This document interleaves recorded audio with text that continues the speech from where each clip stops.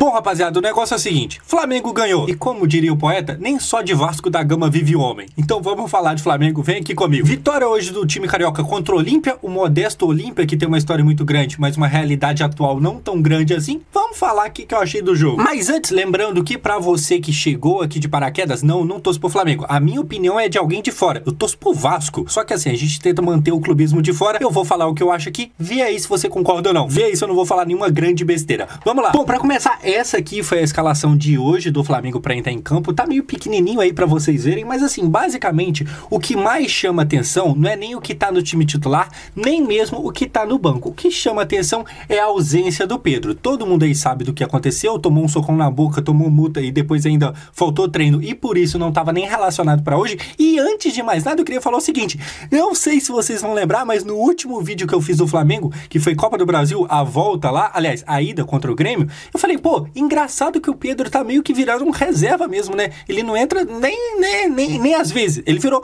de fato, um reserva. Eu comentei isso, um jogo depois teve o soco, a treta, e agora o cara tá pra sair do time. Inclusive, falando em sair, pra quem não viu, o Pedro é especulado no Benfica. E esse aqui é o atual atacante do Benfica, que tá indo, é o Gonçalo Ramos, é português, tá indo pro PSG. A ida dele pro PSG já é praticamente certa. Fabrício Romano, que é o maior jornalista de futebol do mundo, já confirmou, tá indo, praticamente tudo fechado. E aí, o Benfica precisaria de um atacante. Eles falam que pode ser que eles venham aqui no Brasil buscar o Pedro. Vai acontecer? Ainda não dá pra ter certeza. Acho que seria uma boa pro Benfica, talvez pro Flamengo também, porque eu vou desenvolver um pouquinho mais na frente, que se pá, na minha opinião, não tem mais espaço pro Pedro nesse time, não. Calma aí, não me mata não. Vamos falar do jogo, porque o negócio é o seguinte. A partida começa, a gente aqui tem o Gabigol contra um jogador chamado Gamarra, lá do Olímpia. A partida era no Maracanã, e não é só a minha opinião, não é só a sua opinião, era a opinião de todo mundo que o Flamengo vinha com a obrigação de ganhar dentro de casa. O Flamengo é um time que vive um momento maravilhoso, e não é um momento maravilhoso com o São Paulo. Eu me refiro a um momento maravilhoso nos últimos, sei lá, 5 anos, tá ligado? Não compara o que o Flamengo fez nos últimos 5, 6 anos com o que o Olímpia fez.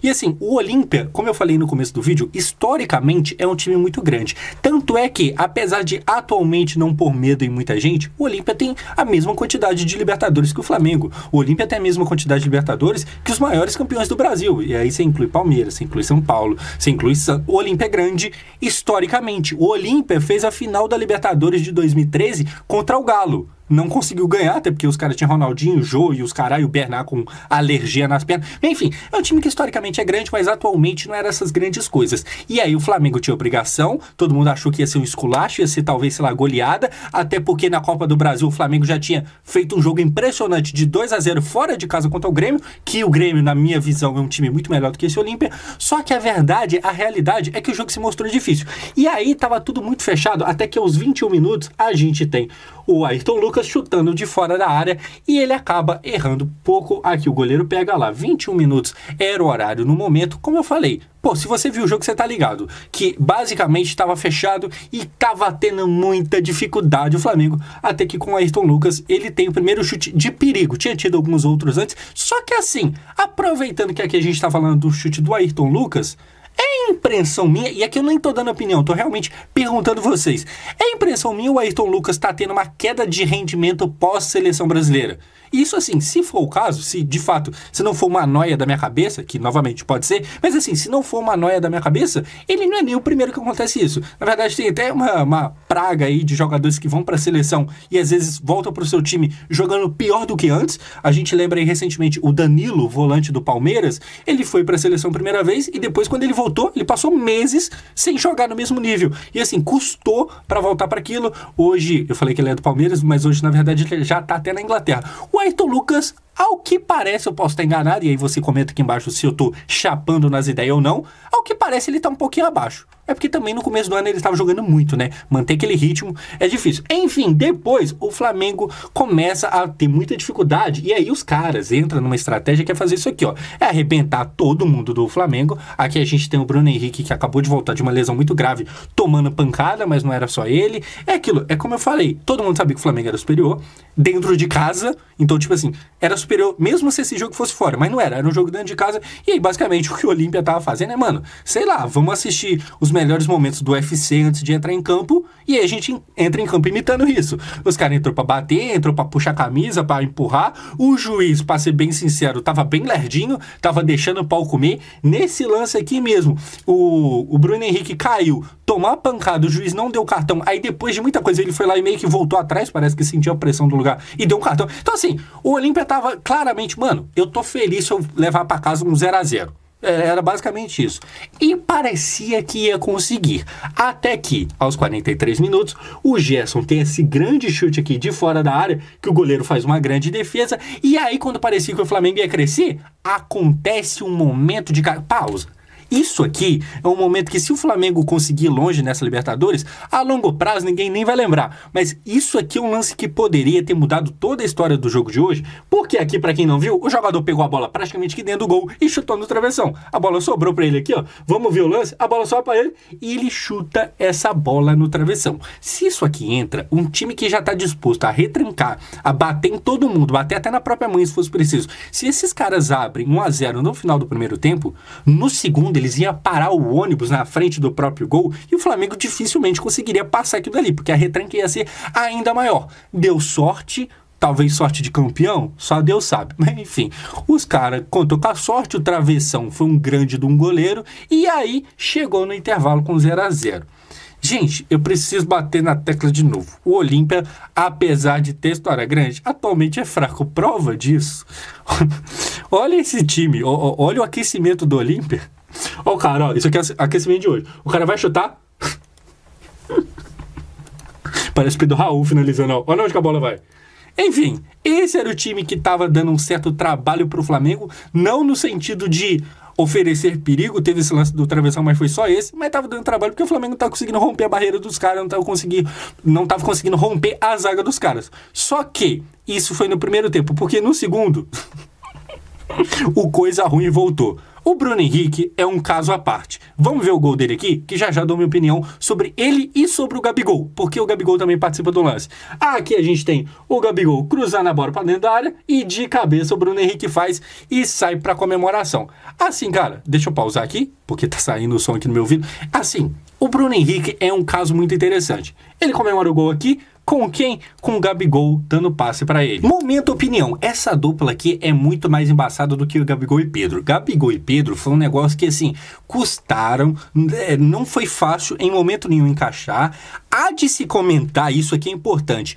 Ano passado, o Gabigol meio que ajudou o Pedro a ir pra Copa. Porque o Gabigol, ele apesar de já ser um cara que tá no time há mais tempo que o Pedro, ele aceitou meio que trocar de posição, deixar de ser o atacante mesmo, pra dar espaço pro Pedro. E aí o Pedro ganhou seu espaço, jogou bem, é fato, também tem seus méritos, e por causa disso foi pra seleção. Se o Gabigol tivesse batido o pé e falado, não, eu quero jogar no lugar de atacante mesmo, eu acho que os caras não iam, sei lá, mandar o Gabigol embora, não ia pôr o Gabigol no banco. Se o Gabigol faz questão de jogar no lugar do Pedro, o Pedro estaria no banco. O Gabigol cedeu, os dois jogaram juntos, ganharam uma Libertadores, o Pedro foi considerado o rei da América, só que a volta do Bruno Henrique agora, me parece, apesar do Bruno Henrique ainda tá pegando o ritmo, ainda hora ou outra eu sinto ele meio devagar, e aí comenta se eu tô chapando ou não, sempre você pode comentar se eu tô chapando ou não, tá ligado? Mas me parece, opinião de quem vê de fora, isso aqui põe mais medo e rende mais do que Gabigol e Pedro. Quer dizer que o Pedro é ruim? Jamais. Principalmente se tratando no nível de futebol brasileiro. O Vasco tá aí no mercado há anos não, né? Há boas semanas ou meses tentando contratar um atacante, e o Flamengo tem o Pedro no banco. Se eu falar que o Pedro é ruim, eu tô de sacanagem, tá ligado? Mas isso aqui é muito louco. E assim, o Bruno Henrique, só pra fechar esse assunto do Bruno, o Bruno Henrique é provavelmente a melhor contratação do Flamengo no ano. Foi contratado esse ano? Não, mas como ele tava machucado e tá voltando agora, é muito mais eficiente que Claudinho, por exemplo, que estava sendo cotado, e que talvez qualquer outro nome aí. A volta do Bruno Henrique rendendo em alto nível é um bagulho que preocupa quem tá torcendo contra. Não vou falar quem é.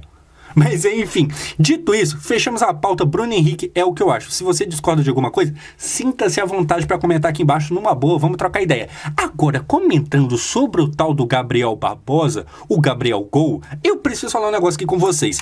Hoje ou ontem, não sei, eu postei um vídeo no TikTok, para quem não sabe também faço vídeo curto, tanto aqui no YouTube quanto no TikTok, mas enfim, eu postei e eu comparava nesse vídeo o Brasileirão que tivemos aqui em 2012 com o Brasileirão atual. Em que sentido? sentido. Lá em 2012, a gente ficou marcado aqui no futebol brasileiro por ter muitos craques de nome que estavam aqui, e aí aquele Brasileirão ganhou o nome de ser um dos melhores de todos os tempos, porque a gente tinha o Seedorf no Botafogo, a gente tinha o Diego Forlan, que há 2 anos antes, né, 2 anos antes de 2012, portanto 2010, o Diego Forlan tinha sido eleito o melhor jogador da Copa do Mundo, e em 2012 ele já estava no Internacional. A gente tinha o Juninho Pernambucano no Vasco, a gente tinha o Ronaldinho Gaúcho no Atlético, a gente tinha muitos, o Neymar no Santos, e enfim, esse Brasileirão ganhou nome por isso. Hoje em dia, eu fiz um vídeo comparando, hoje em dia a gente tem o Suárez no Grêmio, a gente tem o Marcelo, a gente tem o Hulk, e eu citei, a gente tem Gabigol, Arrascaeta. E aí o que aconteceu? A galera nos comentários ficou, não, é um absurdo colocar o Gabigol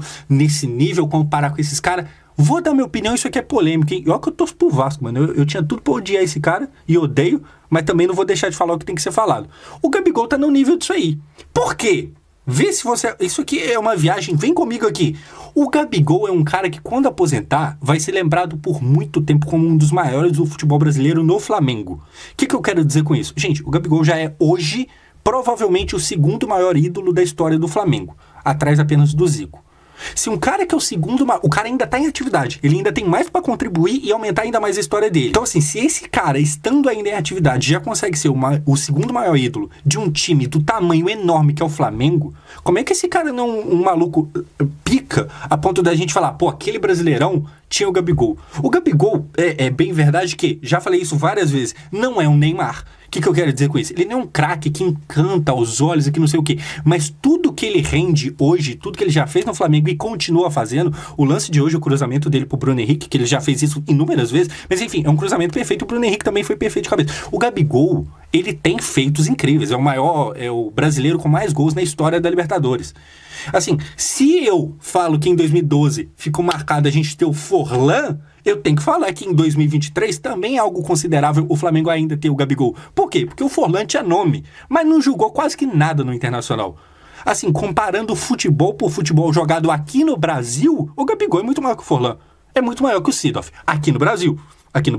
Porque, né, se for olhar lá fora... E assim, só pra não parecer que, nossa, Vascaíno tá puxando o saco do Gabigol. Apesar disso tudo que eu falei positivamente dele, eu não acho que ele merece nem vaga, tipo, reserva da seleção. Porque, assim, o que ele faz no Flamengo na seleção não é necessário. Tem gente melhor que ele. Porém, no Flamengo, você não colocar o respeito devido a esse cara, eu acho que é besteira. Deu pra entender? Falei pra caramba aqui. Espero que vocês não se importem. Essa é uma pauta importante. Comenta aqui que eu tô realmente curioso pra saber. É absurdo pensar no Gabigol como um cara grande do futebol hoje, brasileiro? Comenta aqui embaixo. Enfim, só pra fechar, depois a gente ainda tem um Davi Luiz de cabeça, quase o goleiro defende ali, e depois também tem um lance que o Bruno Henrique chuta pra fora, passa muito perto, e dessa forma termina 1-0 Flamengo em cima do Olímpia. O jogo da volta é na casa do Olímpia, já tá ganho? Calma, acho que não. Não está classificado. Na verdade, esse confronto aqui, na minha opinião, e eu acho que na opinião de quase todo mundo, na sua aí também, na minha opinião, esse confronto aqui está muito mais aberto do que a Copa do Brasil com o Grêmio, por exemplo. Porque o Flamengo, na Copa do Brasil, fora de casa ganhou de 2 e agora vem dentro de casa resolver. Hoje não, na Libertadores é outra situação. O Flamengo vai lá no Paraguai com apenas 1 gol de vantagem. Só que, mesmo assim, ainda é favorito. Ainda é favorito, assim, é favorito com força, mesmo que fora de casa. O time do Olímpia, a não ser que surpreenda fortemente, vai conseguir me dar a alegria de tirar o Flamengo, tá ligado? Foco na próxima rodada aí da Libertadores, porque essa, apesar de não ser 100% de certeza, é praticamente certo que já deu Flamengo. É isso, meu Deus do céu, alguém tem que quebrar o Bruno Henrique de novo, não dá mais não. É nóis, rapaziada, obrigado por assistir.